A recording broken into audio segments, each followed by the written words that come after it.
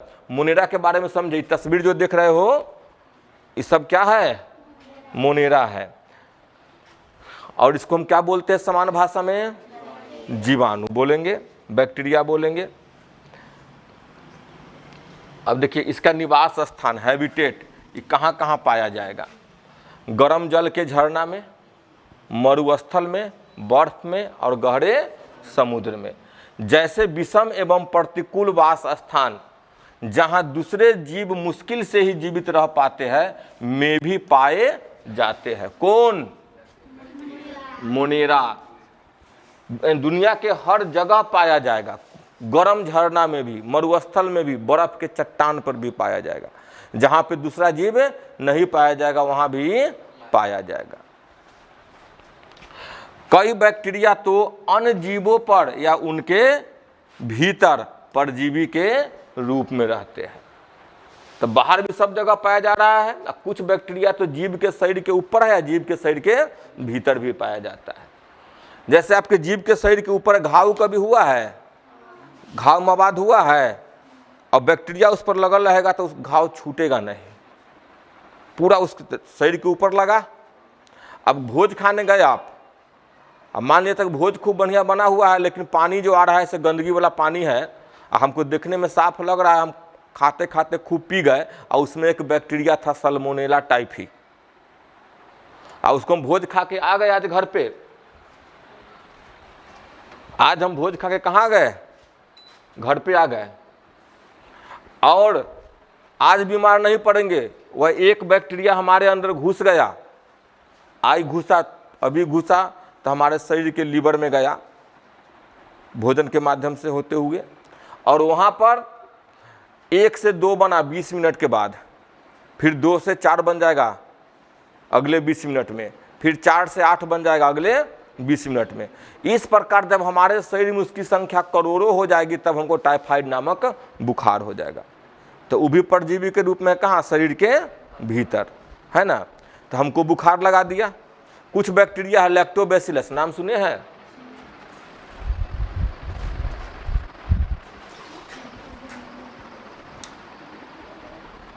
कुछ बैक्टीरिया है लैक्टोबैसिलस, इसके बारे में भी सुनिएगा।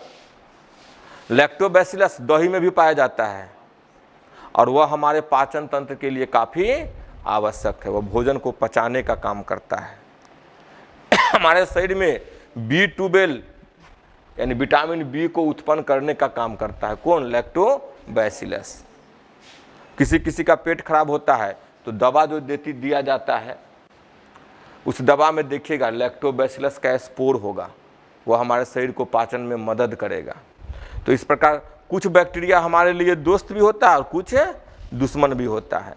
तो हमारे शरीर में अंदर में है तो क्या है कि भोजन से वो अपना भी भोजन किया, अब बदले में हमको वह फायदा पहुंचा दिया। तो इस प्रकार से वह बैक्टीरिया हमारा साथ सहजीवी संबंध निभाया। कौन सा संबंध है, उसका भी लाभ और हमारा भी लाभ। लेकिन सल्मोनेला टाइफी नामक बैक्टीरिया केवल उसी का लाभ है, हमारा हानि। तो वह परजीवी था और सहजीवी में दोनों का लाभ। जाओ तो पीछे सब खिड़की गेट बंद करता है, एसी फेल हो जाएगा, दौड़ कर जाओ तो।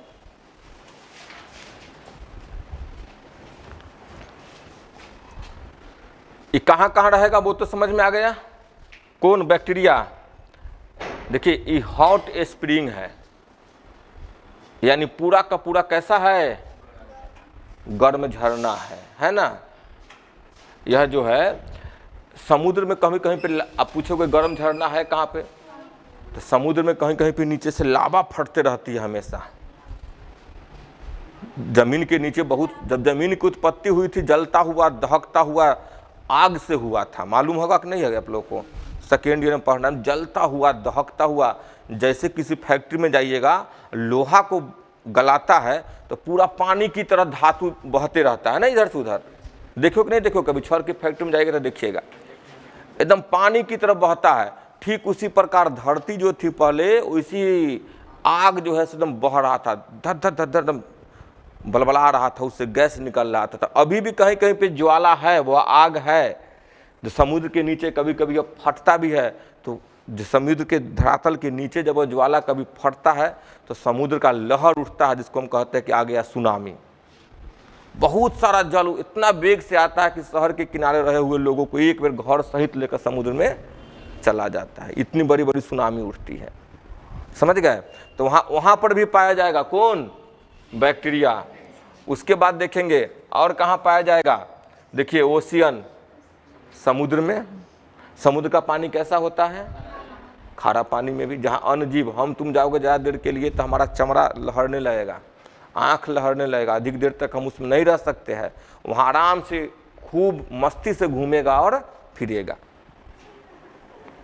उसके बाद डिसर्ट यानी मरुभूमि में, मरुस्थल पर भी पाया जाएगा ये। उसके बाद देखेंगे हम लोग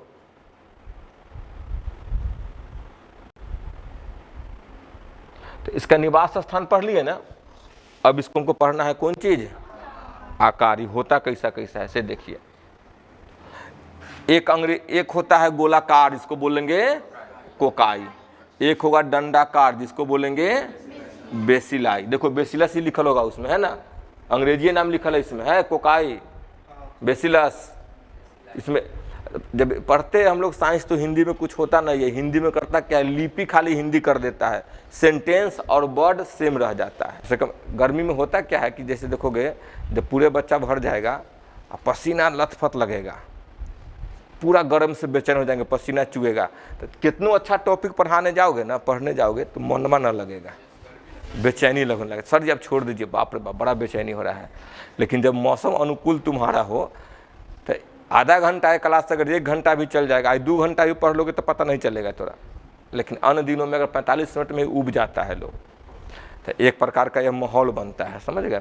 चलिए इसका 2 आकार देख लिए, कोकाई गोलाकार, लंबा है तो बेसिलस, और सांप लेखा है ना तो बोलेंगे स्पाइरिला।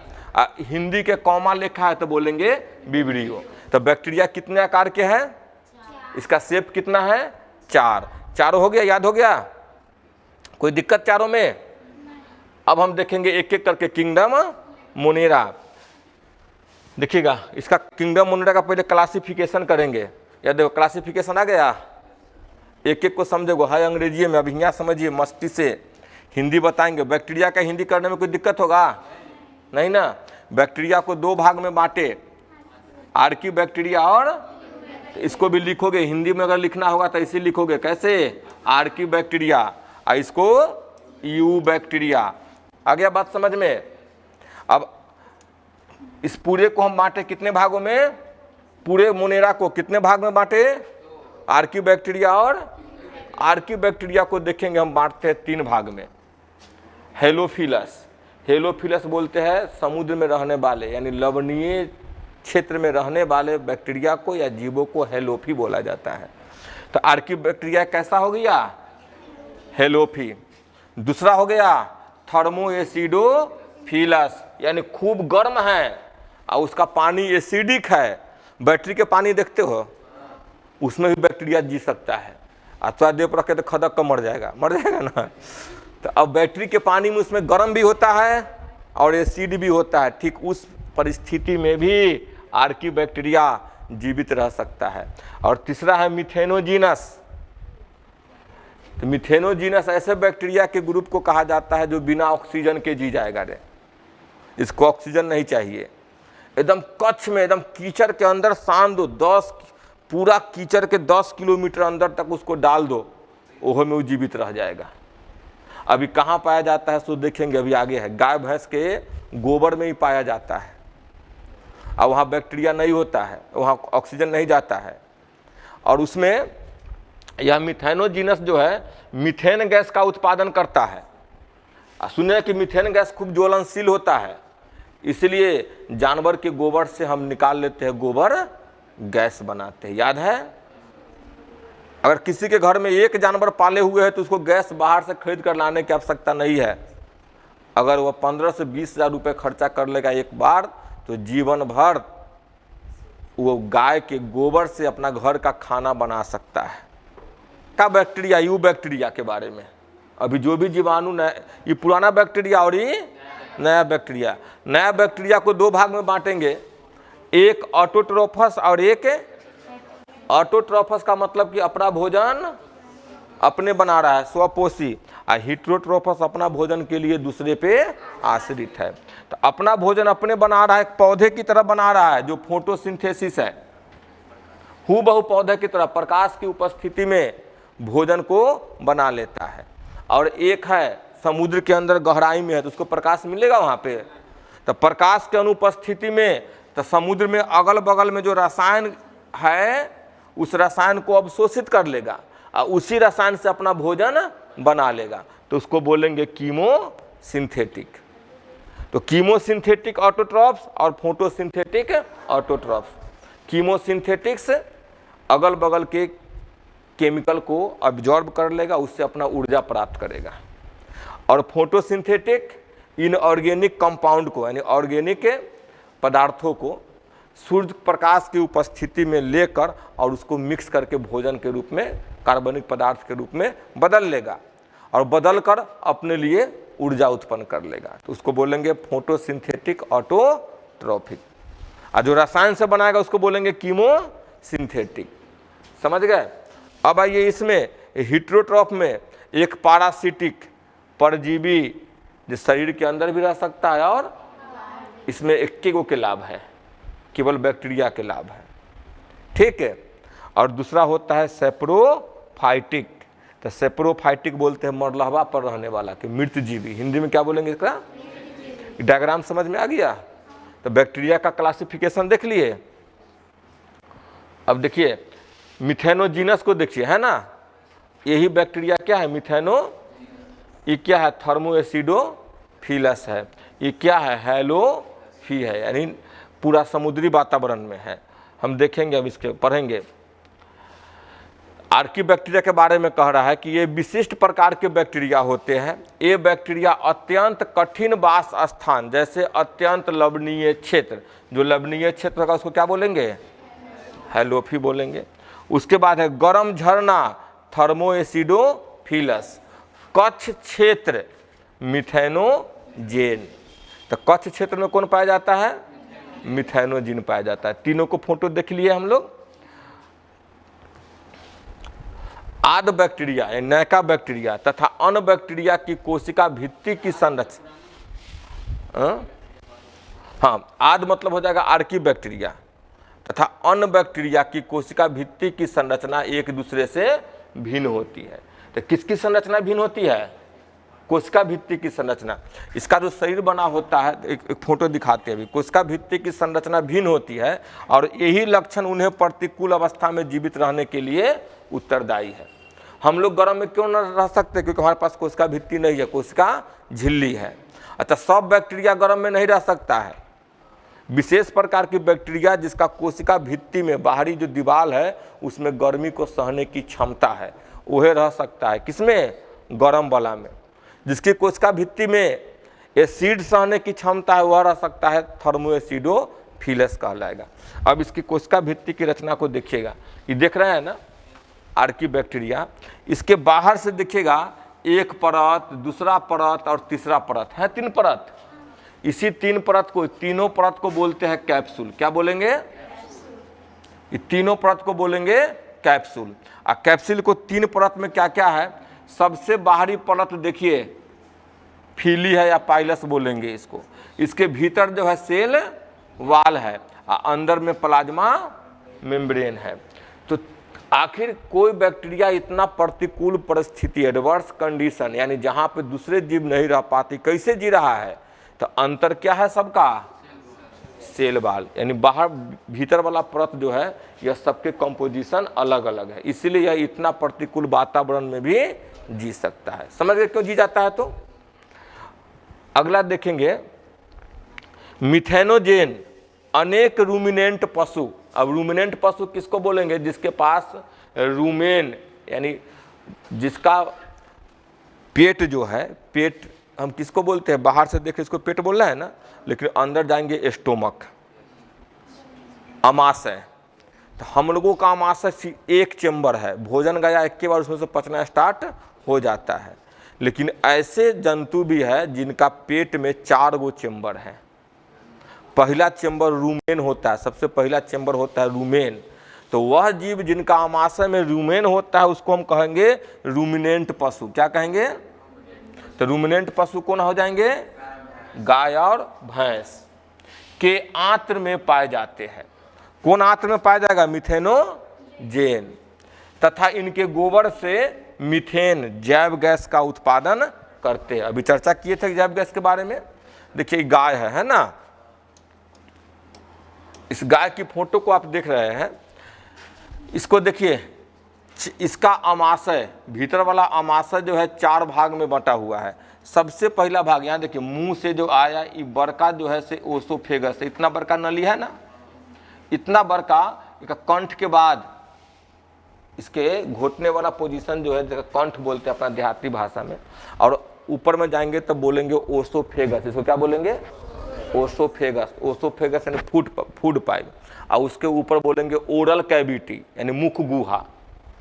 ये पूरा ऊपर वाला भाग क्या हो जाएगा? मुख गुहा। और बाहर वाला क्या बोलेंगे? माउथ, मुख। तो बाहर वाला मुख है, और मुख के अंदर जो खाली जगह है सो ओरल कैविटी है। और इसके पास में जो यहाँ पर एक सिस्टम है जो भोजन को निगलते हैं, तो निगलते समय हमारा भोजन नली या सांस नली दोनों एक के साथ जुटा हुआ है। जिस समय निगलते हैं सांस नली के ऊपर वो क्लैप लग जाता है ताकि सांस नली में भोजन ना जाए, उसको बोलते हैं ईपीग्लोटिस, उस क्लैप को बोलते हैं। तो निगलने के समय वो बंद हो गया, निगलने वाला जो भी पदार्थ था कहाँ चला गया? ओसोफेगस, भोजन की नली में। तो जब गाय भोजन को चबाकर निगलती चली जाती है तो ओसोफेगस के द्वारा वह चारा सबसे पहले पहुंचता है पेट के इस भाग में। देखेंगे पेट के इस भाग में है ना, पहला भाग यही ना है, यह भाग कहलाता है रूमेन। क्या कहलाएगा? रूमेन। सबसे बड़ा भाग रूमेन कहलाता है। और इसके बाद पचने के बाद देखिएगा एक आ रहा है, हरा आ रहा है ना, अब फिर इसी से चल जाएगा मुंह में, जाएगा पाज करने के समय, अब फिर दोबारा निकलेगी तो आ जाएगा 2 नंबर पार्ट्स, किसमें? रेटिकुलम में। देखिए ये वाला भाग जो निकल, ये वाला भाग क्या है? रेटिकुलम। 3 नंबर भाग क्या है? ओमेसम। क्या है? यहाँ देखिए ओमेसम है। और 4 नंबर भाग है एबोमेसम। ये वाला पार्ट्स क्या हो गया? एबोमेसम। देखिए इतना वाला भाग निकला एबोमेसम, और यहाँ से स्टार्ट हो गया आंत। यहाँ से क्या स्टार्ट हो गया? इसकी आंत। तो हमारा अमाशय का कोई चेम्बर न है, सीधे उससे छोटी आंत जुड़ल है और जुड़कर भोजन को पचा देती है। लेकिन गाय में 4 चेम्बर है, देख रहे हैं ना? 4 चेम्बर में सबसे बड़ा, सबसे पहला चेम्बर कौन है? देखिए भोजन सबसे पहले कहाँ पहुँचेगा? चारा रूमेन से कहाँ पहुँचेगा? रेटिकुलम। रेटिकुलम से कहाँ पहुँचा? ओमेसम। और ओमेसम से कहाँ पहुँचेगा? एबोमेसम। एबोमेसम। और एबोमेसम से पहुँचेगा फिर इंटेस्टाइन, और इंटेस्टाइन में भोजन पूर्ण रूप से पचते हुए शरीर में पोषण को देते हुए अब बचा हुआ जो चारा है वह गोबर के रूप में शरीर से बाहर निकल गया। हो गया ना? तो यह पाया जाएगा कहाँ पे? यह आंत में पाया जाएगा मिथेनोजीन। चूंकि इसका गोबर निकलेगा तो गोबर में ही पाया जाएगा मिथेनोजीन, इसलिए उससे क्या बना लेते हैं? गोबर गैस बना लेते हैं। अब देखिए आप लोग गाय पालते हैं तो कभी गाय को कुकिंग फूड नहीं देनी चाहिए, लेकिन पका हुआ भोजन कुछ नहीं देना चाहिए। पका कर देते हो ना, गाय का लाइफ घट जाता है।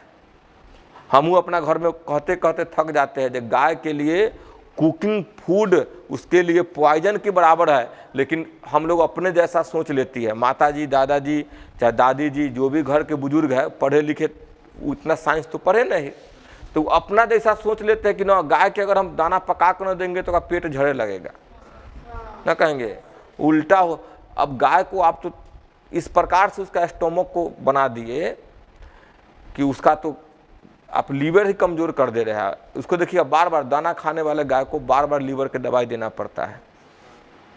दाना नहीं देना चाहिए उसको, चाहिए क्या? सेलुलोसी पदार्थ चाहिए उसको ना, उसको चाहिए घास, भूसा, चारा। दाना भी दे भी रहे हैं तो चोकर को दे रहे हैं तो चोकर को उबालना नहीं चाहिए।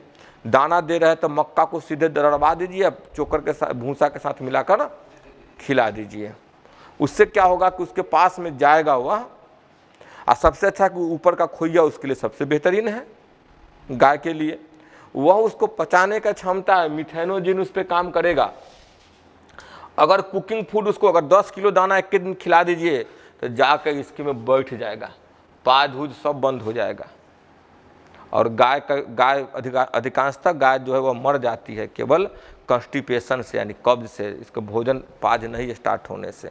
किसी के घर में भोज होता है, रात में बच गया भात, सुबह पर गाय को खिला दिया, 3 दिन बाद मालूम चला कि गाय बीमार पड़ा, 10-12 हज़ार खर्चा किया, गाय मर गई, नहीं बच पाती है। इसका कोई दूसरा उपाय नहीं, बढ़ जाएगा तो मनुष्य ने पेट ऑपरेशन कर निकाल देगा उसका। तो यानी पका हुआ भोजन इसको नहीं देनी चाहिए, वह इसमें पाचन क्रिया नहीं कर पाता है, बीमार कर देती है इसको। इसलिए गाय को उसका भोजन है रूखा सूखा खनिज युक्त चारा, मोटा दाना खाएगा वो, महीन करके उसको मत दीजिए, नहीं तो उसको पच नहीं पाएगा। उसको अपने पचाने वाला मशीन है, ये है ना, है उसके पास तो मिथेनोजिन है। अब पका कर जब दाना देते हैं उसमें का सेलुलोज टूट जाता है। जब दाना को पकाते हैं तो सेलुलोज क्या हो जाएगा, टूट जाएगा। सेलुलोज जब तोड़ कर उसको दीजिएगा तब उसके अंदर जो मिथेनोजिन है उसको पोषण मिला, वो भूख से मर गया, मिथेनोजिन मर गया, तो उसको गला पाएगा कोई, भूसा को गला पाएगा? तो दाना के साथ जो भूसा चला गया उसी बैठ गया, अब दोबारा पाज में आएगा नहीं। चलिए यू बैक्टीरिया के बारे में देखें। ये देखिए कौन है, यू बैक्टीरिया है, इसको हम ट्रू बैक्टीरिया भी बोलते हैं, ठीक है। इसके बारे में पढ़ेंगे। हजारों यू बैक्टीरिया अथवा वास्तविक बैक्टीरिया की पहचान एक कठोर कोशिका भित्ति एवं एक कसाब यानी चल बैक्टीरिया द्वारा की जाती है। कसाब को अंग्रेजी में फ्लैजिला बोलते हैं। तो यू बैक्टीरिया की पहचान किसके द्वारा होता है? एक कठोर यानी हार्ड सेल वाल और एक फ्लैजिला के द्वारा इसकी पहचान करेंगे। इसका एक प्रकार है, आप देखेंगे हरित पादप की तरह क्लोरोफिल ए पाया जाता है। किसमें? बैक्टीरिया में। क्या सब बैक्टीरिया में? फोटोसिंथेटिक बैक्टीरिया में। जैसे हरे पौधे में क्लोरोफिल पाया जाता है ना, उसी प्रकार ही बैक्टीरिया इसमें भी क्या पाया जाएगा? क्लोरोफिल पाया जाएगा। तो जैसे पौधा अपना भोजन बनाएगा वैसे ही बैक्टीरिया भी अपना भोजन बनाएगा। अब साइनोबैक्टीरिया एक कोशिक कॉलोनीय तथा तंतुमय और लवण जलीय समुद्री अथवा स्थलीय शैवाल है। तो इनकी कॉलोनी प्रायः जेली नुमा आवरण से ढकी रहती है जो प्रदूषित जल में फलते और फूलते हैं। किसका? साइनोबैक्टीरिया, जिसको हम नील हरित शैवाल भी बोलते हैं। ये क्या करेगा? ये है तो कैसा, एक कोशिकीय, लेकिन यह कॉलोनी बना लेगा। देख रहे हैं ना, कॉलोनी बनाए हुए आपस में एक साथ बन गया, और इसके कॉलोनी के ऊपर जो है एक जेली नुमा आवरण होगा। देखिए एक जेली नुमा आवरण है। ये जेली नुमा आवरण क्या है, क्यों रहता है? तो प्रदूषित जल में इसको सुरक्षा प्रदान करता है। खूब गंदगी जल में भी आराम से जीवन जी सकता है, यानी गंदगी इसको कुछ बिगाड़ नहीं पाएगा। किसको? साइनोबैक्टीरिया को। और साइनोबैक्टीरिया के पास में कौन चीज़ है? क्लोरोफिल ए है, जिसके कारण ये अपना भोजन अपने तैयार कर लेगा। तो जैसे पौधे के पत्ती में पाए जाते हैं क्लोरोफिल ए।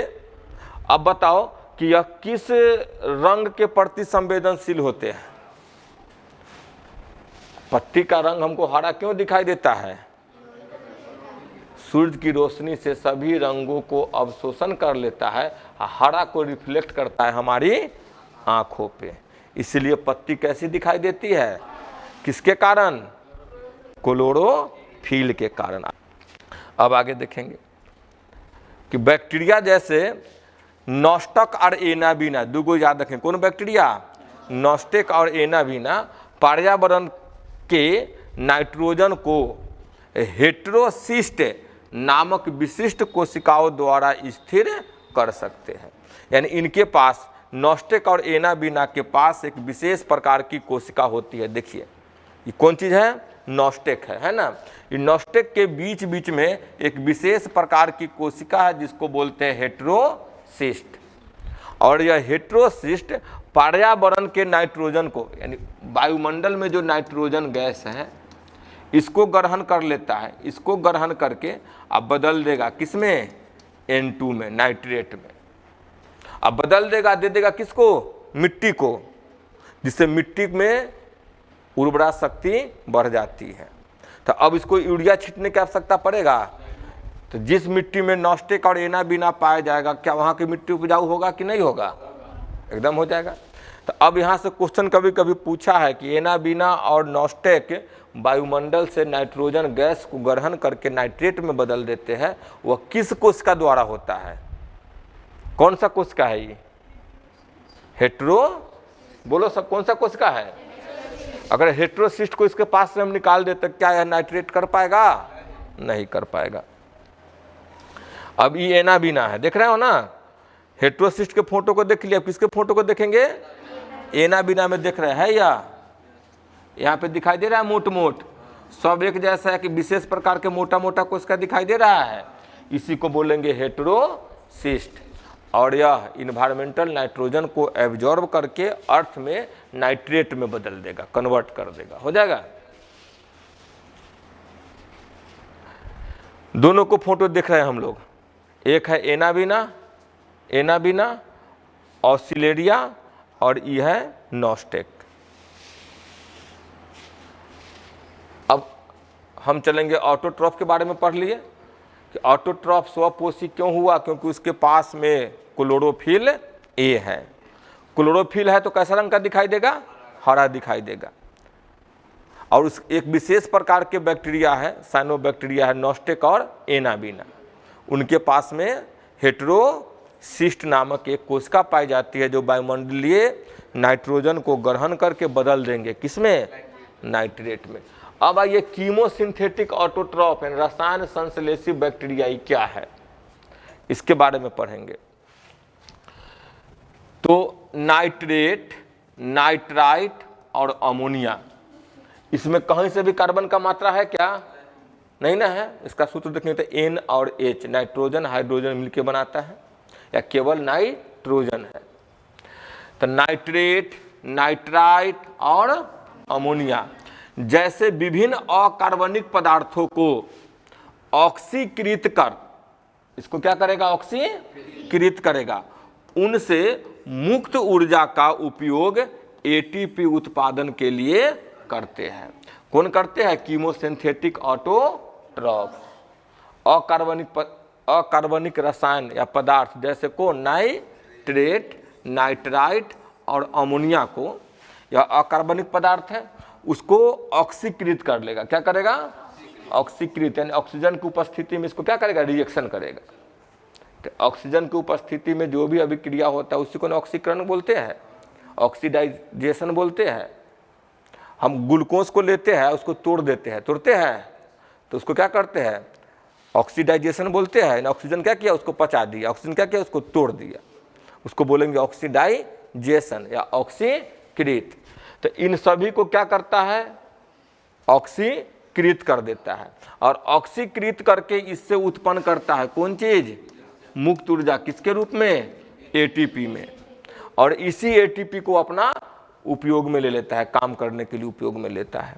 दूसरा है कि यह नाइट्रोजन, फास्फोरस, आयरन एवं सल्फर जैसे पोषक पदार्थों को पुनर्चक्रण में महत्वपूर्ण भूमिका निभाता है। तो यह कीमोसिंथेटिक बैक्टीरिया क्या करेगा? अब हम देखे थे, ज़्यादा सोओगे तो समय बर्बाद होगी कि नहीं होगी? एक एक लाइन को पढ़ जाओ। तो आप कहते हो पढ़ला कुछ बचले नहीं, किताब तुम्हारे पास है कि नहीं है? किताब के लाइन हम पढ़ा रहे हैं कि बाहर के लाइन पढ़ा रहे हैं? सब लाइन किताब में है कि नहीं तोरा? बस इस चीज़ को हम यहाँ डिस्कशन कर रहे हैं, तुम लोग अपने मन में डिस्कशन करो, इसको अपने मन से निकालो। अब अगला लाइन क्या है जी? परपोसी बैक्टीरिया।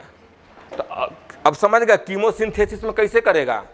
जितने भी अकार्बनिक पदार्थ है उसको अवशोषित कर लिया, ऑक्सीजन के साथ क्या किया? उसको रिएक्शन करवा दिया, क्या बनाया? एटीपी। और उसी एटीपी को उपयोग कर लिया, किसके रूप में? ऊर्जा के रूप में। तब उस काम करने लगेगा। अब परपोसी क्या करेगा? सो देखिएगा, मस्ट एबुडेंट इन नेचर, यानी प्रकृति में सबसे अधिक पाया जाता है कौन सा बैक्टीरिया? हिट्रो। मस्ट मतलब अधिकांशतः, एबुडेंट मतलब प्रचुर मात्रा में, अधिकांश मात्रा में प्रकृति में पाया जाता है। कैसी बैक्टीरिया? और हिट्रोट्रॉफिक परपोसी बैक्टीरिया। अभी सब देख रहे हैं ना इसका फोटो, तो इस सब कैसा है, परपोषी है। अधिकांशतः कैसा है इसमें, डी कंपोजर। डी कंपोजर को हिंदी में बोलेंगे अपघटनकर्ता, जो कार्बनिक पदार्थ को सड़ा गला देता है, उससे भोजन को प्राप्त करता है। नहीं दिखाई दिया? अभी दिखाई दिया? तो दही जब भी खाने जाओ समझना कि है उसके अंदर, समझ गए? अब आगे हम देख रहे हैं क्या आ रहा है। देखिए, मनुष्य के जीवन संबंधी गतिविधियों पर महत्वपूर्ण प्रभाव पड़ता है। कौन? बैक्टीरिया।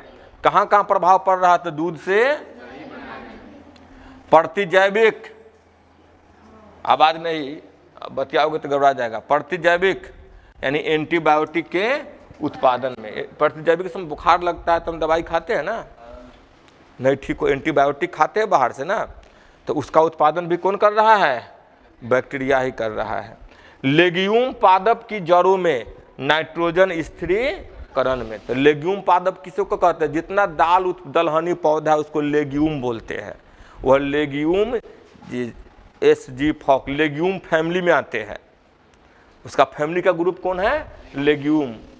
तो लेग्यूम, जितने भी लेग्यूम फैमिली के पौधे होंगे उसके जड़ में पाया जाएगा राइजोबियम, और यह राइजोबियम क्या करता है? नाइट्रोजन का स्थिरीकरण करता है। अभी नाइट्रोजन का स्थिरीकरण में 3 बैक्टीरिया को देखे। एक मुक्त रूप से एनाबिना और नॉस्टेक, मिट्टी में सीधे मिट्टी में दे देगा, और एक हो गया राइजोबियम जो केवल और केवल लेग्यूम पौधे के जड़ में बैठ जाएगा और उसको सीधे पौधा को नाइट्रोजन देगा। किसको नाइट्रोजन देगा? पौधा को नाइट्रोजन देगा वो, समझ गए? तो पौधा को दिया और नॉस्टेक एनाबिना मिट्टी को दिया। तीसरा है, कुछ बैक्टीरिया रोगजनक होते हैं, बीमारी फैलाते हैं, जो मनुष्य के फसलों में फार्म एवं पालतू पशुओं को हानि पहुंचाते हैं। विभिन्न बैक्टीरिया के कारण हैजा, टाइफाइड, टिटनेस, साइटरस, कैंकर यानी कैंसर जैसी बीमारियां भी होती है। समझ गए? अब नेक्स्ट चले। अब देखिए, रिप्रोडक्शन इन बैक्टीरिया। बैक्टीरिया में जनन होता कैसे है? बैक्टीरिया प्रमुख रूप से कोशिका विभाजन द्वारा जनन करता है। तो बैक्टीरिया में जनन किसके द्वारा होता है? कोशिका विभाजन द्वारा होता है। देखिए, एक बैक्टीरिया है, 2 भाग में बना, दोनों टूट गया, तो इसको बोलते हैं कोशिका विभाजन। यहाँ देखिए, एगो लंबा लैक्टोबैसिलस है, यानी इसका आकार कैसा है? बैसिलस जैसा। ये धीरे धीरे फैल गया और बीच से टूट गया। देखिए टूट रहा है ना, तो एक से कितना बना? तो इसी को बोलते हैं कोशिका, इसको बोलेंगे कोशिका विभाजन। अब विपरीत परिस्थिति में जब खाने पीने की स्थिति नहीं हो जिस वातावरण में बैक्टीरिया के लिए, तो उस परिस्थिति में हर कोई जीना चाहता है, तब यह बैक्टीरिया बनाता है बीजाणु। अब बीजाणु क्या है सो समझिएगा।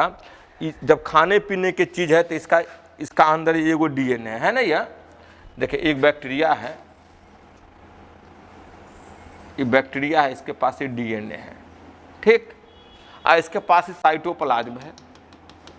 तो सबसे पहले क्या करेगा? जब खाने पीने की चीज़ मिलेगा तो चारों तरफ से पूरा पूर्ति करके बढ़कर ये अपना DNA, जैसन DNA है वैसन एक और DNA को तैयार कर लेगा, और दोनों DNA 2 तरफ चला गया। एक लड़का इधर आ गया और एक ये इधर आ गया, और बीच से इसको हम खत्म कर देते हैं। खत्म हो गया।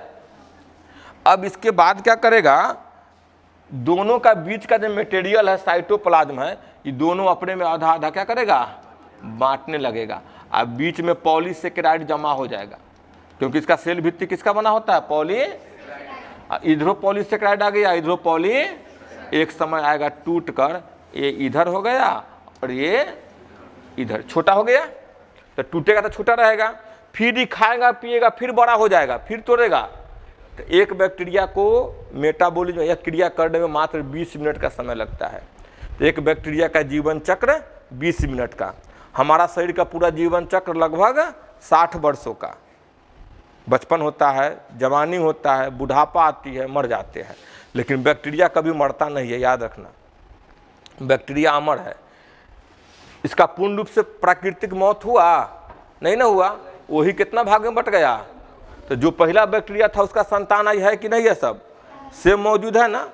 अब हम है, हमारे जैसा एक और खड़ा हो गया बगल में, दूगो हो गया, फिर दूगो से, तो क्या हम कभी मरे?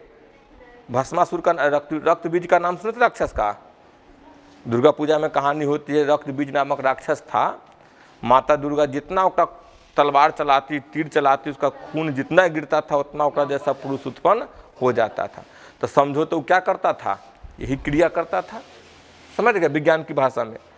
अब यह तो हो गया जब बैक्टीरिया को वातावरण में अनुकूल परिस्थिति है, खाने पीने की सब चीज़ मिल रहा है तब। अब उसको खाना पीना बंद कर दो, दवाई छीट दो, बैक्टीरिया मरने के कगार में आ जाएगा। तो मरने से पहले क्या करेगा सो देखिएगा, इसका पूरा सेल वाल जो है बाहर वाला, ये पूरा सेल वाल अंदर का जितना साइटोप्लाज्म है ये बाहर आकर कठोर बना लेगा। एकरा पूरा क्या कर लिया, कठोर बना लिया। क्या बना लिया, कठोर बना लिया बाहर में इसको। और इसके अंदर डीएनए छोटा छोटा भाग में बट जाएगा, इसको बोलेंगे स्पोर। क्या बोलेंगे, छोटा छोटा बीजाणु बना लेगा।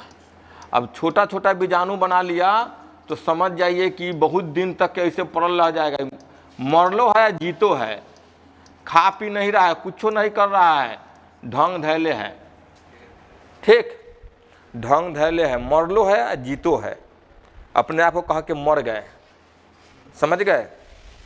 और जैसे का खाए पिए का वातावरण फिर मिला तो पूरे शरीर को फिर हिट, बाहर वाला जो भी कोशिका भित्ति है मजबूत भेल, उसको तोड़कर और जितना बाहर निकलेगा टूटकर बीजाणु ही, जितना बीजाणु बाहर निकला उतना फिर से क्या निर्माण कर लेगा, बैक्टीरिया का निर्माण कर लेगा।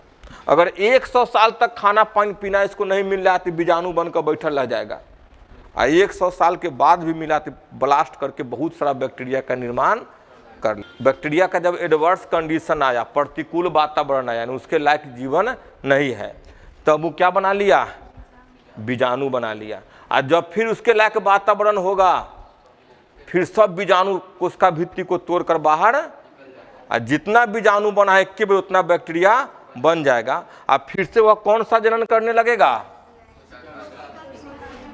कोशिका विभाजन करने लगेगी। अब समझो कि मान लिया जाए कि किसी को आ गया समझ में संयुग्मन,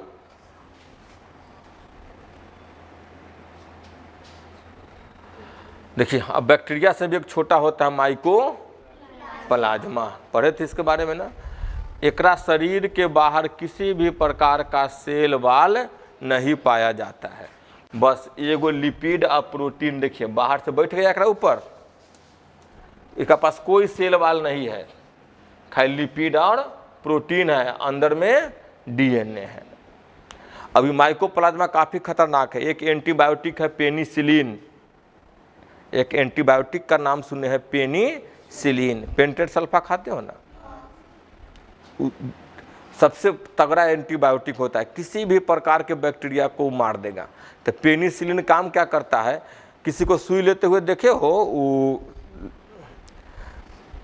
आता है सुई, हार्ट पेशेंट को बार बार दिया जाता है, उसको 20 दिन के बाद दिया जाता है, नाम उसको हम भूल रहे हैं, लौंगा कुछ नाम है उसका।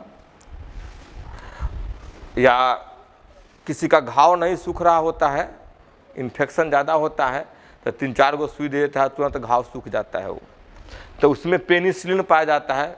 पेनिसिलिन काफ़ी कारगर एंटीबायोटिक है, वो बैक्टीरिया है ना, बैक्टीरिया के सेल वाल को तोड़ देता है। किसको तोड़ दिया, सेल वाल टूट गया, बैक्टीरिया मर गया। लेकिन वह एंटीबायोटिक इस पे काम नहीं करेगा, किस पे, माइकोप्लाज्मा पे। कहा कि इसके पास क्या नहीं है, सेल वाल नहीं है। माइकोप्लाज्मा के पास में क्या नहीं है, सेल वाल नहीं है।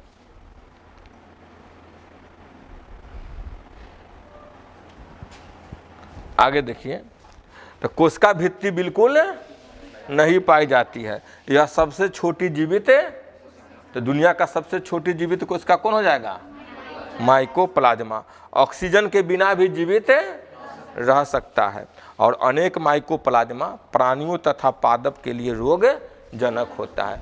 हम मनुष्य के अंदर सुना है न्यूमोनिया, न्यूमोनिया भी माइकोप्लाज्मा से